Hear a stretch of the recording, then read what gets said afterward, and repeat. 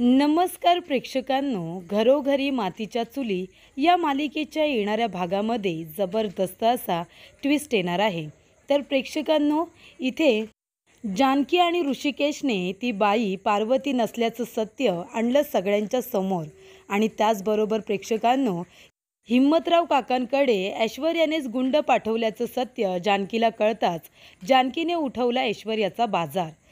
तर प्रेक्षकांनो, इथे जानकी ऐश्वर्याचं कारस्थान कशा पद्धतीने शोधून काढते आणि तिची सगळ्यांसमोर वाट लावते हे बघणं खूपच जास्त रंजकदार होणार आहे।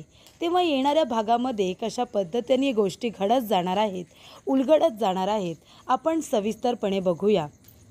तर प्रेक्षकांनो, आपण बघितलं की इथे ऐश्वर्याने लता नावाच्या बाईला पार्वती बनवून आणलेलं असतं आणि ती एक ॲक्ट्रेस आहे। ती नाटकामध्ये सिनेमामध्ये काम करत असते। त्याच्यानंतरला ती इथे पार्वती हे पात्र खूपच छान पद्धतीने साकारत असते। म्हणजे अगदी नानासाहेब, ऋषिकेश, जानकी यांना खरोखरच असं वाटतंय की कदाचित जर ही बाई पार्वती असेल तर, आणि जर हिच्यावरती विश्वास न ठेवता हिला इथून आम्ही हकलून दिली आणि नंतरला जर कळलं की ती बाईच पार्वती होती तर खरोखरच आमच्यावरती पश्चाताप करण्याची वेळ येईल। त्यामुळे इथे जानकी आता सुमित्राला म्हणते की आई, आपण त्यांना फक्त एक चान्स देऊया ना, एक चान्स देण्यामध्ये काय हरकत आहे। ती जर म्हणते की मी स्वतःला सिद्ध करणार आहे तर निदान आपण बघूया तरी की ती पार्वती असल्याचं स्वतःला कशा पद्धतीने सिद्ध करते। कारण जर पुढे जाऊन आपल्याला कळलं की ती बाई खरोखर पार्वती होती, पण ज्या वेळेला ती इथे आली होती तेव्हा आपण तिला ओळखलं नाही, आपण तिला घरामध्ये ठेवलं नाही, तर मग तुम्हालासुद्धा त्या गोष्टीचा त्रासच होईल ना। तेव्हा इथे सुमित्रा म्हणत असते की जानकी, तिला या घरामध्ये अजिबात ठेवू नकोस, मला ते मान्य नाही आहे। तेव्हा इकडे आता जानकीला ऋषिकेशचं आणि नानासाहेबांचं वाईट वाटत असतं, कारण त्यांना कुठेतरी असं वाटत असतं की नाही, इथे आता ही बाई खरोखर जर पार्वती असेल तर। आणि म्हणूनच प्रेक्षकांनो, इथे आता जानकी ठरवते की आपण तिला एक चान्स दिला पाहिजे। सुमित्राचा नकार असतो तरीसुद्धा नानासाहेबांसाठी आणि ऋषिकेशसाठी इथे आता जानकीने एक निर्णय घेतलेला असतो की आपण आता इथे कुटुंब कौल कलश याचा आता आपण उपयोग करायचा। बघूया कुणाचा होकार आहे, कुणाचा नकार आहे। जर इथे जास्त मतं पडली तर तुम्ही राहू शकता, आणि जर तुमच्या विरोधात सगळेजण नाहीच म्हणाले तर तुम्हाला इथून जावं लागेल। पार्वतीसुद्धा हो म्हणते। आणि प्रेक्षकांनो, इथे जानकीने नाही लिहिलेलं असतं, ऋषिकेशने नाही लिहिलेलं असतं, नानासाहेबांनी हो लिहिलेलं असतं, पण इथे आता ऐश्वर्याने, आजीने आणि सारंगने तिघांनीसुद्धा हो म्हणूनच लिहिलेलं असतं। त्यानंतर इथे आता होच्या चिठ्ठ्या जास्त असतात आणि नाहीच्या कमी असतात, त्यामुळे पार्वती त्या घरामध्ये राहू शकते असा आता निर्णय होतो।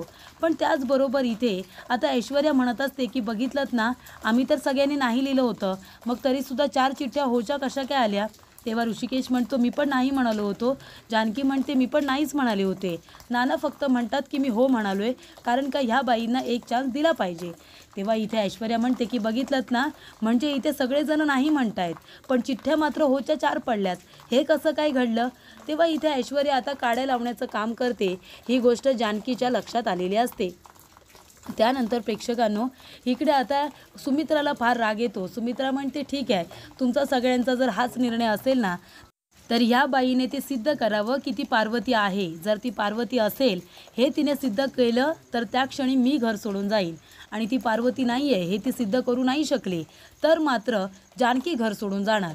त्याच्यामुळे ऐश्वर्याची मज्जाच असते, कारण तिने सिद्ध केलं काय नाही केलं काय, कुणीतरी एक घरातून जाणार हे मात्र नक्की। आणि ऐश्वर्या म्हणते की हा प्लॅन माझा सक्सेसफुल झालाच पाहिजे। त्यानंतर सुमित्रा जानकीवरती इतकी रागवली आहे की ती आता तिला घरातून जाण्यापर्यंत विचार करते। ही गोष्ट आता जानकीला काही स्वस्त बसू देत नाही। तेव्हा नानासाहेब म्हणत असतात की जानकी, आपल्याकडे एक मार्ग आहे, ती बाई पार्वती आहे की नाही हे आपल्याला ठरवायचं असेल तर आपल्याला आता हिम्मतरावांना इथे बोलवावं लागेल। हिम्मतराव जे की पार्वतीचे मानलेले भाऊ आहेत, कारण त्यांना तिच्याबद्दल खूप काही माहिती आहे। तेव्हा आपण त्यांना इथे बोलूया, ते बघतील, कारण का ज्या वेळेला पार्वती घर सोडून गेली होती तेव्हा बरीच वर्ष ती त्यांच्याबरोबर घरी राहत होती। त्याच्यामुळे आता ती कशी दिसते, ती खरोखर पार्वती आहे की नाही हे आपल्याला ते सांगू शकतात। तेव्हा जानकी म्हणते नाना, तुम्ही उद्याच्या उद्या हिम्मतराव काकांना इथे बोलावून घ्या। तेव्हा इथे नानासाहेब हिम्मतराव काकांना बोलवतात, ते सुद्धा यायला होकार देतात. पण त्यांचं हे बोलणं, ऋषिकेश, जानकी आणि नाना तिघांमध्ये जे बोलणं होतं हिम्मत काकांचं, ते बोलणं आता आजीने ऐकलेलं असतं. आणि आजी जाऊन ऐश्वर्या, लता आणि सारंगला सांगते की तो हिम्मतराव इथे येणार आहे, जो त्या पार्वतीचा मानलेला भाऊ आहे. तो जर इथे आला तर लगेच ओळखेल की ही लता पार्वती नाही आहे म्हणून. मग काय करायचं? तेव्हा प्रेक्षकांनो, इथे आता पार्वती ही घाबरते, म्हणजे लता घाबरते की आता जर मला डायरीच्या बाहेरचे प्रश्न विचारले तर मी उत्तर काय देऊ, मग मला उत्तर देता येणार नाही आहे. तेव्हा इथे ऐश्वर्या म्हणते की तो हिम्मतराव इथे येणार नाही, त्याची पुरेपूर काळजी मी घेईन. आता ऐश्वर्या म्हटल्यानंतर कट कारस्थानं धमकी तर येणारच. त्यामुळे ती आता हिम्मत काकांकडे काही गुंड लोकांना पाठवते, तिच्या ओळखीच्या काही गुंड लोकांना पाठवते आणि तिथे सांगते की त्यांना म्हणायचं की इथे नानासाहेबांनी बोलावलंय, तर आता रणदिवेंच्या घरी यायचं नाही, तिथून व्हिडिओ कॉल करायचा आणि व्हिडिओ कॉलवरती बोलायचं की ती जी लता आहे ना ती पार्वतीच आहे म्हणून, नाहीतर तुमचा जीव घेतला जाईल, तुमचं कुटुंब संपवलं जाईल. त्याच्यामुळे आता हिम्मतराव काका घाबरतात. तिथे एक माणूस आता बंदूक घेऊनच उभा असतो. ती बंदूक आता इकडे हिम्मत काकांवरती त्यांनी पकडलेली असते. बंदूक ताणल्यानंतर आता हिम्मत काका काय बोलणार? जर खरं बोललास तर गोळी लागणार. त्याच्यामुळे इथे आता स्वतःच्या जीवाला घाबरून हिम्मत काका काही नानासाहेबांकडे येत नाही. सगळेजण वाट बघत असतात. तेव्हा सुमित्रा म्हणत असते, अहो तुम्ही वेळ दिली होतीत ना हिम्मतरावांना, मग अजून कसे आले नाही आहेत ते? त्यांना फोन तरी करा ना. तेवढ्यातच प्रेक्षकांनो, इथे आता हिम्मत काकांचाच फोन आलेला असतो. हिम्मतराव काका आता फोन करतात, व्हिडिओ कॉल करतात. ऋषिकेश म्हणतो, काका अहो कुठे आहात तुम्ही? अजून कसे तुम्ही आला नाहीत? आम्ही तुमची कधीपासून वाट बघतोय. तेव्हा इथे हिम्मतराव काका म्हणत असतात की मी यायला निघालो होतो, पण अर्जंट मला एक काम आलं, तिकडे मला जावं लागलं, म्हणून मला येता येणार नाही आहे. पण आता मला ओळखायचंच आहे ना की ती बाई पार्वती आहे की नाही. तेव्हा तुम्ही तिच्याकडे फोन द्या, मी बघतो तिला मोबाईलवरती की ती कोण आहे ते मी तुम्हाला सांगतो. त्यानंतर इथे सुमित्रा म्हणते, जा बाबा ऋषिकेश, तो फोन घ्या आणि दे, बघू दे त्यांना ही बाई नक्की कोण आहे ते तरी सांगतील. तेव्हा इथे हिम्मतराव काका आता व्हिडिओ कॉलवरती त्या बाईला बघतात आणि ते म्हणत असतात की ही कोण आहे. तेव्हा इथे आता लगेचच लता म्हणते, हिम्मत, अरे कसा आहेस रे तू, बरं आहेस ना? ते आपलं इथे नाटक चालूच ठेवते. तेव्हा हिम्मतराव काका म्हणत असतात, हो पण तू, आणि ते लगेच गप्प बसतात. त्यांच्या चेहऱ्याचे एक्सप्रेशन जानकी बघत असते, ते खूपच जास्त घाबरलेले असतात आणि ते म्हणतात की हो ही बाई ना, हो ही बाई पार्वतीच आहे, हो ही पार्वतीच आहे. पार्वती कशी आहेस तू? असं म्हणाल्यानंतर सुमित्राला खूप मोठा धक्का बसतो की इथे हिम्मतराव सुद्धा म्हणतायत की ही पार्वती आहे. नक्की चाललंय तरी काय? हे सुद्धा आता पार्वतीची, जानकीची आणि ऋषिकेशची साथ देत आहेत का? सगळेजण मला फसवत आहेत का? असं सुमित्राला वाटत असतं. सुमित्रा अजूनच चिडते. ती म्हणते की हिम्मतराव भाऊजी, अहो काय बोलताय तुम्ही? अहो ही बाई आणि पार्वती, तुम्ही तुमच्या बहिणीला ओळखत नाही का? ही पार्वती असूच शकत नाही. मला पूर्ण खात्री आहे पार्वती अशी नाहीच आहे मुळात. ती कधीच इथे स्वतःच्या मुलाचा आणि माझा संसार मोडायला येणार नाही. ती मुळात जिवंतच नाही आहे, ती कुठून येणार? तेव्हा इथे आता नाना म्हणत असतात, अगं पण सुमित्रे, आता त्यांनी सांगितलं ना की पार्वती आहे म्हणून, आता तुझा त्यांच्यावरती सुद्धा विश्वास नाही आहे का? त्यानंतर जानकीला कुठेतरी वाटत असतं की काहीतरी गडबड आहे, कारण ऐश्वर्या खूपच जास्त कॉन्फिडंट असते. तिच्या मनामध्ये काहीतरी चाललं आहे हे जानकीला सतत जाणवत असतं. त्यामुळे जानकी म्हणते की नाही, काहीतरी गडबड नक्की आहे. हिम्मत काका इथे घाबरल्यासारखे वाटत होते आणि इथे ऐश्वर्या मध्ये मध्ये काड्या भरते, आईना माझ्या विरोधात भडकवते, म्हणजे नक्कीच काहीतरी गडबड आहे. तेव्हा इथे आता ऐश्वर्या म्हणत असते की बघितलं तुम्ही आई, म्हणजे या पार्वतीच आहेत. जानकी, तू तर यांना इथे घेऊन आली नाही आहेस ना, आणि जसं काही माहितीच नाही आहे असं आव आणतेस. तेव्हा जानकी म्हणत असते, ऐश्वर्या गप्प बस, मी असं काही केलेलं नाही आहे. आई तुम्ही हिच्या बोलण्याकडे लक्ष देऊ नका. तेव्हा जानकी जाते, नाना आणि ऋषिकेशला म्हणत असते की ऋषिकेश, नक्कीच काहीतरी गडबड आहे. हिम्मत काका बघितलेत ना तुम्ही, घाबरल्यासारखे वाटत होते आणि त्यांचं काहीतरी काम आहे, ते कुठेतरी बाहेर चाललेत असं ते आपल्याला म्हणाले. तेव्हा त्यांनी आपल्याला व्हिडिओ कॉल केला, हे कसं शक्य आहे ऋषिकेश? नानांनी बोलावलं आणि ते येणार नाही, माझा विश्वासच बसत नाही आहे. तेव्हा जानकी म्हणते, ऋषिकेश नक्कीच काहीतरी गडबड आहे. याच्यामध्ये ती ऐश्वर्या तर सामील नसेल ना? तिचा काही नवीन डाव तर नसेल ना? ऋषिकेश म्हणतो मला सुद्धा तेच वाटते जानकी. तेव्हा जानकी म्हणते ऋषिकेश उद्याच्या उद्या आपण हिम्मतराव काकांकडे जाणार आहोत, पण त्याबद्दल तुम्ही कुणाला काहीच सांगू नका.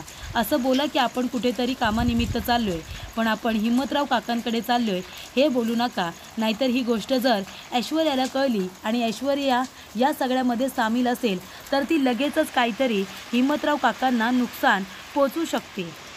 तेव्हा आपल्याला ह्या गोष्टीच्या मुळाशी आता जावंच लागेल. त्यासाठी आपल्याला हिम्मत काकांकडे जावं लागेल. तेव्हा इथे ऋषिकेश म्हणतो ठीक आहे, आता कामानिमित्त कंपनीच्या बाहेर जातोय असं सांगून ऋषिकेश आणि जानकी दोघेजण हिम्मतराव काकांच्या गावी जातात. तिथे गेल्यानंतर आता हिम्मतराव काका घरामध्ये नाही आहेत असं सांगितलेलं असतं, म्हणून आता दाराला बाहेरून कुलूप असतं. तेव्हा ऋषिकेश म्हणतो जानकी म्हणजे खरोखर कुठेतरी मामा बाहेर गेलेत वाटतं. तेव्हा जानकी म्हणते की मला पण तेच वाटते, चला आपण जाऊया. आणि आता जानकी ऋषिकेश निघत असताना इथे घरामध्ये कसला तरी आवाज येतो.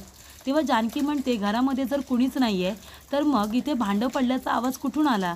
तर इथे आता हिम्मत काका घरामध्ये त्यांची कामं करत असतात आणि त्याचा तो आवाज येत असतो. खिडकीतून जेव्हा जानकी बघते तेव्हा हिम्मत काका किचनमध्ये काम करतायत, तिला ते दिसतं. तेव्हा जानकी म्हणते ऋषिकेश बाहेरून लॉक आहे पण आतमध्ये हिम्मत काका आहेत. तेव्हा इथे ऋषिकेश तो लॉक तोडतो आणि आतमध्ये दोघेजण जातात. तेवढ्यातच प्रेक्षकांनो इथे आता हिम्मत काकांना बघून जानकी ऋषिकेशला आश्चर्य वाटतं. ती म्हणत असते की हिम्मत काका अहो तुम्ही असं का केलं, बाहेरून तर लॉक लावला होता, मग तुम्ही आतमध्ये कसे.